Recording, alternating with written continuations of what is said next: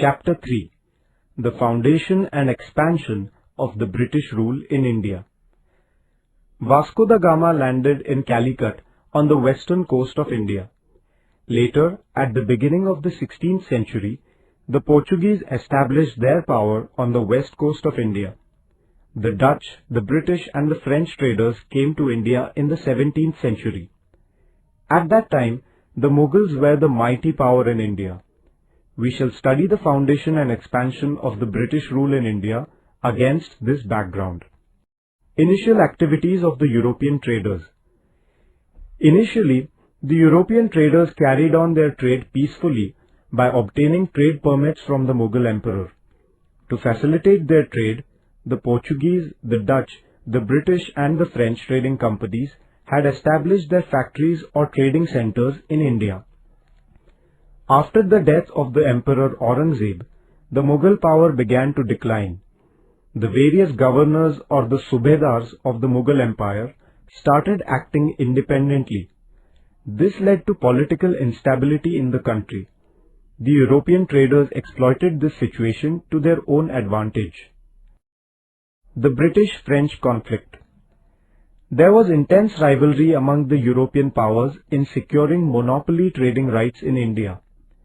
In the 18th century, a conflict for the seat of the Nawab of Karnataka flared up among the Indian rulers. The English and the French saw this as a golden opportunity to enter the Karnataka politics. The French offered military assistance to one of the aspirants, while the British sided with his opponent. This situation resulted in 3 wars between the French and the British. These are known as the Carnatic Wars. The British defeated the French in the Third War. Thereafter, the British did not have any strong European rival left in India. Political developments in Bengal. The British and the French traders began to misuse the trade concessions granted to them by the Indian rulers. The British traders fortified their factories without seeking the permission from Siraj-ud-Dawla, the Nawab of Bengal. This led to a conflict between the British and Siraj-ud-Dawla. There was a battle at Plassey in 1757. The British lured Mir Jafar, a general, to their side by promising to make him the Nawab of Bengal. Therefore, the Nawab's army under the command of Mir Jafar did not join the battle against the British.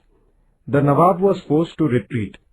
Thus, the British won the battle not by strength of arms, but by treachery and deceit.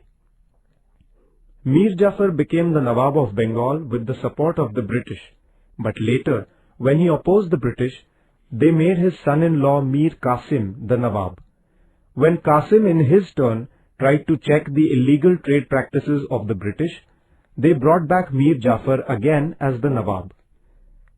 In order to restrain the activities of the British in Bengal, Shuja-ud-Dawla, the Nawab of Awadh, Mir Qasim and Shah Alam, the Mughal emperor, set out on a joint expedition. They fought a battle at Buxar in Bihar in 1764. The British won this battle. After this battle, a treaty was signed at Allahabad. By this treaty, the British secured the right to collect the revenue in Bengal. This right is known as Diwani right. Thus, the foundation of the British rule in India was laid in Bengal. Anglo-Mysore conflict. 4 wars took place between the rulers of Mysore and the British. After the death of Hyder Ali, the ruler of Mysore, his son Tipu Sultan vigorously carried on the campaign against the British. He fell fighting in the battle of Srirangapattanam in 1799. So, the kingdom of Mysore passed under the British dominion. The British and the Marathas. Mumbai was the chief center of the British in western India. They were also trying to secure the neighboring territory, but the Marathas had a firm hold on this territory. After the death of Peshwa Madhav Rao, Raghunath Rao, in his greed for the seat of the Peshwa, asked the British for help. Thus, the British entered the Maratha politics. 3 wars took place between the Marathas and the British between 1774 and 1818. The Maratha Sardars faced the British unitedly in the First War and won it. The First Anglo-Maratha War ended with the Treaty of Salbai in 1782. The Subsidiary Alliance. Lord Wellesley came to India as the Governor-General in 1798. It was his policy to bring the whole of India under the British rule. With this end in view, he entered into treaties of subsidiary alliance with many Indian rulers. According to this treaty, the Indian rulers were given assurance of the British military assistance, but only under certain conditions. The Indian rulers were to keep a British military force in their respective territories. They also had to either pay in cash or cede a part of their territory, giving that much revenue to the company towards the maintenance of the force. Also, they could have political relations with other powers only through the mediation of the British. They had to maintain a British resident or political agent at their courts. Some Indian rulers accepted this alliance and thus lost their freedom. The Peshwa Bajirao II entered into the subsidiary alliance treaty with the English in 1802. This treaty is known as the Treaty of Bassein or Vasai. Some Maratha Sardars opposed this treaty. This led to the Second Anglo-Maratha War. The British interference in the Maratha state increased after their victory in this war. Bajirao II found it intolerable and went to war against the British. He was defeated in this war. He surrendered to the British in 1818. The British capture Sindh. In order to ensure the safety of their power in India, the British turned to the northwest frontier. The British were afraid of Russian aggression on India via Afghanistan. They, therefore, decided to bring Afghanistan under their dominance.